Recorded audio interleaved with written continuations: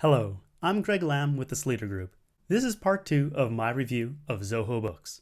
In this part, I'll be covering invoicing, billing, payments, getting data in and out, reports, and a few more things. I'll then give my overall opinion of what I think about Zoho Books. Let's get cracking with invoicing. In Zoho's invoicing, there's a lot of great possibilities. You can go to more actions, and with an existing invoice, you can do things like attach a file, make it reoccur, create a credit note, duplicate it, write it off, void it. Basically, a lot of stuff. Another cool thing with invoices is that you can customize the template for both the invoice itself and the email message that would go out with the invoice. So, if you have a lot of recurring invoices to regular customers, you can set up Zoho Books to handle a lot of the data entry work for you. If you look up over here, the history of each invoice is recorded. If there is a relevant link, like a payment, you can actually click on it to see more details. Now this just takes us down to the bottom, where it notes the payment received, which you can then edit if you like.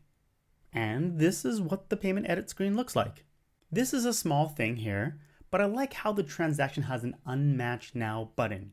I can see this coming in handy when trying to track down rogue transactions thrown off reconciliation. Let's go ahead and create an invoice. Zoho Books has the usual fields, name, invoice number, etc. One thing that felt inconsistent was the way that certain drop-down boxes were handled. For example, the customer name field acts as I would imagine. I can start typing in a name, like Slice, and it'll pull up a customer that I can choose by pressing tab. I can also simply use my mouse and select a customer from the drop-down box. All good. However, if I go to the item details field, start typing in catering, and then press tab, it doesn't select the item. I actually have to hit enter for this field. And then if I go to this tax field, I can't type anything at all. So there's differences in how the fields act. It's not a big deal, but these small things do add up to a user experience that's not as polished as it could be.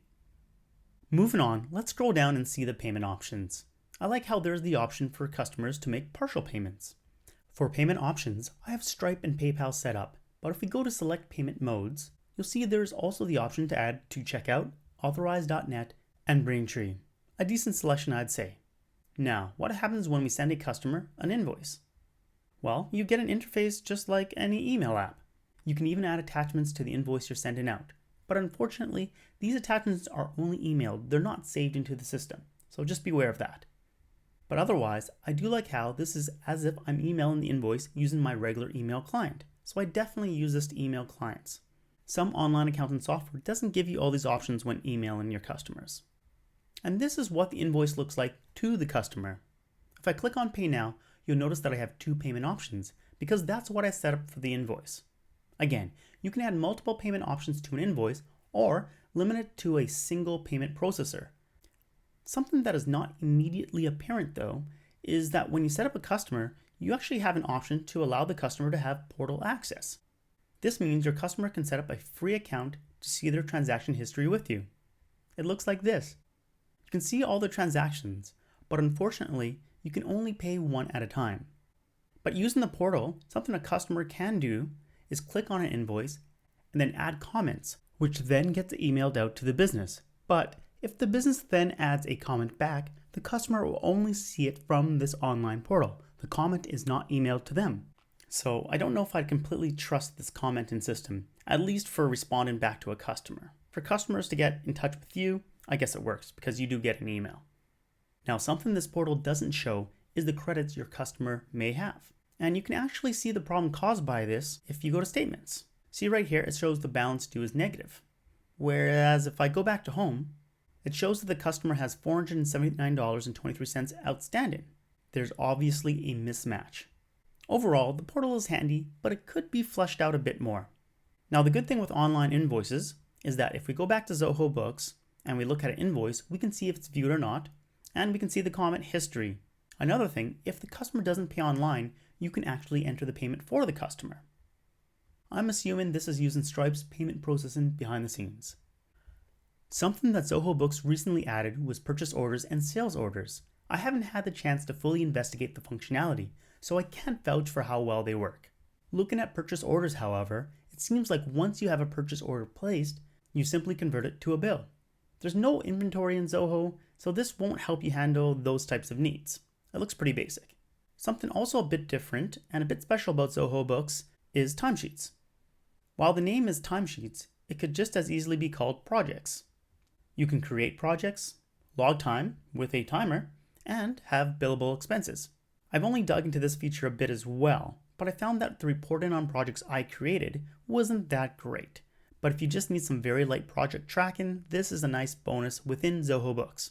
And yes, there's products like FreshBooks, which can do projects, but Zoho Books has a lot of the core accounting functionality that FreshBooks does not. I'll move on to reports, which are found right over here. And let's click on profit and loss. I'll just run a report for last year. There's a few reports in Zoho Books, and I'll just click through it a little bit. There's a decent amount of reports. However, it's pretty much what you see is what you get. You can't really customize beyond choosing the dates, which means you can't control the formatting.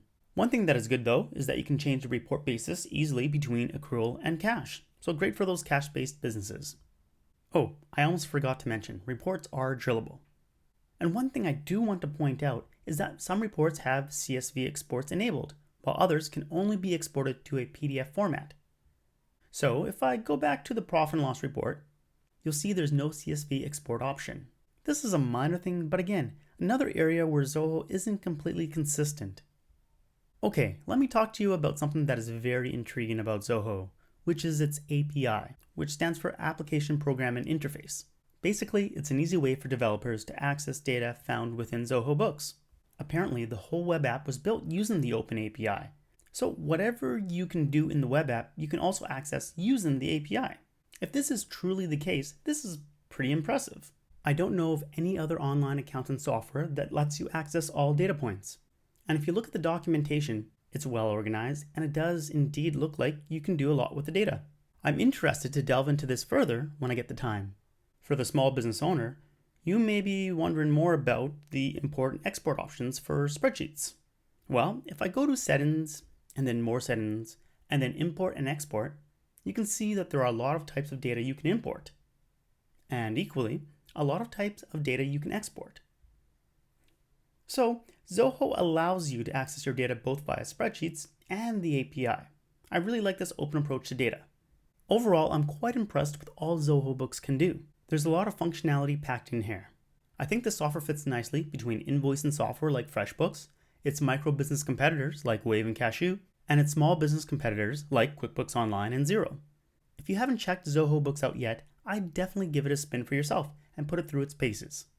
For a detailed analysis of Zoho Books, please check out my ebook called Online Accounting Software, Finding the Right Match.